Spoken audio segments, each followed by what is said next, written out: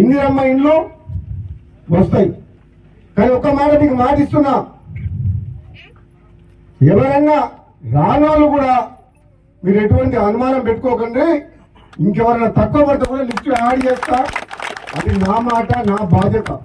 నేను చెప్తున్నా 53 మందికి వచ్చినాక రానోళ్ళు ఎవరైనా ఉంటే మీరు ఆగమాగం కావద్దు, ఆందోళన చెందొద్దు, ఎవరితో పంచాయతీ పెట్టుకోవద్దు, ఎవరిని మాటలు అనొద్దు.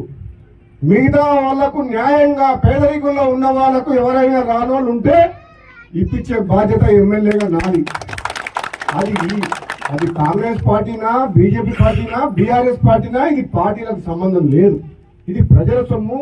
ప్రభుత్వం ఏ ప్రభుత్వం ఉన్నా ప్రతి పేదవాడికి సంక్షేమ పథకాలు అందించాల్సిన బాధ్యత మా మీద ఉన్నది. కాబట్టి శాసనసభ్యులుగా మీరు పార్టీలకు అతీతంగా తప్పకుండా ఈ లిస్టులో రానోళ్ళు ఎవరైనా ఉంటే కూడా వాళ్ళందరూ కూడా ఇప్పించే బాధ్యత మా అందరిదని చెప్పి కూడా నేను సందర్భంగా తెలియజేస్తున్నాం.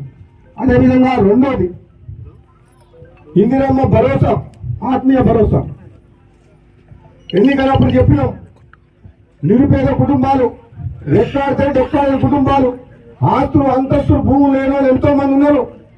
అటువంటి వాళ్ళకు కూడా మరి భూములు ఉన్న వాళ్ళకు రైతు భరోసా, రైతు బంధిస్తున్నాం. కానీ అటువంటి పేదలకు కూడా ఆదుకోవాలనే లక్ష్యంతో ఎన్నికల సందర్భంగా ఇచ్చిన హామీలో భాగంగా రైతు ఆత్మీయ భరోసా అంటే ఇందిరమ్మ ఆత్మీయ భరోసా అంటే మహిళలకు ఒక్కొక్కరికి సంవత్సరానికి 12,000. మరి అది కూడా దానికి కొత్త రూల్ పెట్టి ఇది ఎక్కడికి వెళ్ళి వచ్చిందో తెలియదు నాకు ఆ రూలు. ఇండ్ల విషయంలో సరే, రేషన్ కార్డుల విషయంలో సరే, మహిళలకు ఇచ్చే ఇందిరమ్మ భరోసా విషయంలో సరే, ఎవరన్నా ఈ లిస్టులో లేకున్నా సరే మీరు భయపడాల్సిన అవసరం లేదు. ఇంకా 4 ఏళ్ళు ప్రభుత్వం ఉంది. మన నెలకో 2 నెలలకో 3 నెలలకో మీ లిస్టు పేరు వచ్చి చూసే బాధ్యత నాది. అందుకనే ప్రశాంత వాతావరణంలో, ఎందుకంటే అక్కడ పోతే గ్రామ సభలో ఎక్కడ పెద్ద లొల్లి అవుతుందంట. ఎందుకు లొల్లి అవుతుంది అర్థమయ్యేటట్టు ప్రజలకు చెప్పాలి. ప్రభుత్వ ఆలోచన ఎంతసేపు పేదవాళ్లకు సంక్షేమ పథకాలు అందాలన్నదే ఈ కాంగ్రెస్ పార్టీ ప్రభుత్వ లక్ష్యం, మా లక్ష్యం. ఎమ్మెల్యేగా నా బాధ్యత. కాబట్టి మీ అందరికి కూడా హామీ ఇస్తున్నా, మహిళలు ఎవరు కూడా భయపడాల్సిన అవసరం లేదు. మూడోది, రేషన్ 2014 కంటే ముందు కాంగ్రెస్ పార్టీ ఆనాడు రాష్ట్రంలో ఉమ్మడి ఆంధ్రప్రదేశ్ లో ఎవరు రేషన్ కార్డు అడిగినా ఇచ్చిరా లేదా? మీ ఊళ్ళో ఎన్ని కుటుంబాలు ఉన్నాయి? మసీద్ కూడా ఆల్రెడీ ఎన్ని ఉన్నాయి రేషన్ కార్డులు? ఆనాడు కాంగ్రెస్ పార్టీ ప్రభుత్వం తెల్ల రేషన్ కార్డులు అడిగిన వాళ్ళందరికి ఇచ్చిందా లేదా? మరి గత ప్రభుత్వం 10 ఏళ్ళలో మీ ఊళ్ళో ఎవరికైనా కొత్త రేషన్ కార్డు వచ్చిందా? అప్పుడు చేయరు. వచ్చిందా? మన ఇప్పుడు కొత్త రేషన్ కార్డు ఎవరిస్తున్నారు? అప్పుడు చేయరు. ఇంత మంచి పని చేస్తుంటే రేషన్ కార్డులు ఇస్తుంటే మీరుండేదానికంటే ఆల్రెడీ ఎన్ని కార్డులు ఉన్నాయమ్మా? ఇప్పుడు 288 రేషన్ కార్డులు ఇప్పుడు మీ ఊళ్ళో ఉన్నాయి. అంత ముందుకు 10 ఏళ్ల కింద ప్లాన్ పెళ్లి కాలే, అంతేనా? ఇప్పుడు కొడుకు పెళ్లి అయింది, కోడలు వచ్చింది, ఆ ఇంట్లోనే ఉంటుంది. వాళ్ళు ఏదంటే పక్కకి ఇల్లు తీసుకొని సంసారం పెట్టింది కాబట్టి వాళ్ళకు కూడా రేషన్ కార్డు కావాలి. అట్లా 10 ఏళ్లలో ఎంతమంది పెరిగిరు? 60 మంది కొత్త రేషన్ కార్డు వస్తున్నాయి. ఈ 60 మంది కాక మళ్ళా కూడా చెప్తున్నాం, మీరు రేషన్ కార్డులు అనేది ఇయ్యాలతో అయిపోయి ముచ్చట కాదు. అప్పుడు అంటే 10 ఏళ్ల దాకా ఇయ్యలే, ఇప్పుడు అట్లుండదు.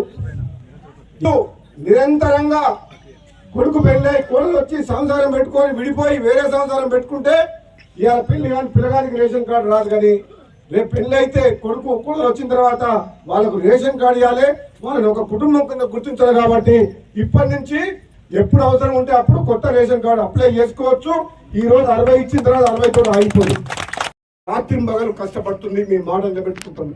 అందులో ఎటువంటి అనుమానం లేదు. ఎవరెన్ని చెప్పినా కానీ, ఎవరెన్ని మధ్య బంధనం చేసినా కానీ కాంగ్రెస్ పార్టీ ఇచ్చిన హామీల విషయంలో వెనుకడుగు వేసే ప్రసక్తే లేదు. నేను చెప్తున్నా, ఈరోజు ఒక శాసనసభ్యునిగా బట్టి విక్రమార్క గారు, మన ఆర్థిక శాఖ మంత్రి, నాకు అత్యంత దగ్గర మనిషి. నేను రోజు పోతున్నా, లెక్కలని చూపిస్తున్నా. మన రాష్ట్రానికి వచ్చే ఆదాయం ఎంత, మనం ఇచ్చిన హామీలేంది, గత ప్రభుత్వం ఇచ్చిన హామీలేంది, అసలెంత, మిత్తెంత, జీతాలకు ఎన్ని పైసలు పోతున్నాయి, రైతులకు ఉచిత కరెంటుకి ఎంత పోతుంది, ఈ రకంగా మొత్తం లెక్క చెప్తుంది. అయినా సరే రైతులకు మాట ఇచ్చినాం, మహిళలకు మాట ఇచ్చినాం, పేదలకు మాట ఇచ్చినాం. ఎట్టి పరిస్థితుల్లో ఎన్ని అప్పులు చేసైనా సరే మాట నిలబెట్టుకోవాలని చెప్పి అంటున్నాం. అంటే దగ్గరగా ఆర్థిక మంత్రికి దగ్గర వ్యక్తిగా, చదువుకున్న వ్యక్తిగా నేను చెప్తున్నా, మీకు ఎన్ని కష్టాలున్నా, ఎన్ని అప్పులున్నా, ఎన్ని బాధలున్నా, ఈ కాంగ్రెస్ పార్టీ ఇది పేదల పార్టీ, ఇది పేదోళ్ళ రాజ్యం వచ్చింది కాబట్టి పేదోళ్ళ కోసం ఎంత దూరమైనా పోయి మీకు ఇచ్చిన హామీలు నెరవేర్చే బాధ్యత ఈ ప్రభుత్వం మీద ఉంది, ఈ పార్టీ ఎప్పుడు ఈ సందర్భంగా చెప్తున్నా. ముఖ్యమంత్రి గారు ఏ విధంగా మన కాంగ్రెస్ పార్టీ వచ్చిన తర్వాత బడుగు బలహీన వర్గాలకు, పేదలకు న్యాయం చేయాలన్న లక్ష్యంతో ఏదైతే ఎన్నికల సందర్భంగా ఇచ్చిన హామీలని ఒక్కొక్కటిగా నెరవేరుస్తూ ముందుకు వస్తున్నాం మీ ఆశీర్వాదంతో అని చెప్పిండ్రు. అదేవిధంగా మన ఆర్డీఓ గారు కూడా మీకు 4 పథకాల గురించి చెప్పడం జరిగింది. మొట్టమొదటిగా గతంలో ప్రభుత్వం కూడా